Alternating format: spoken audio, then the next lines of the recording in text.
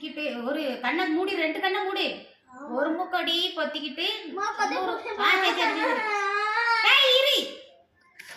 ஒரு வரலால ஒரு மூக்கை பொத்திட்டு இன்னொரு மூக்கை திறக்கும் போது வாயை மூடிரு. அதுக்கப்புறம் இப்படி அந்த காற்றை அப்படியே உள்ள இழுத்துட்டு அப்படி வாயால் அப்படி வெளிவிடு.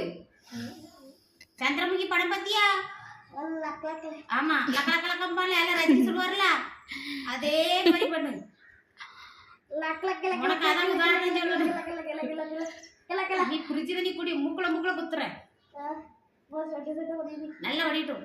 அப்பதான் அந்த சரி மூக்கடியாது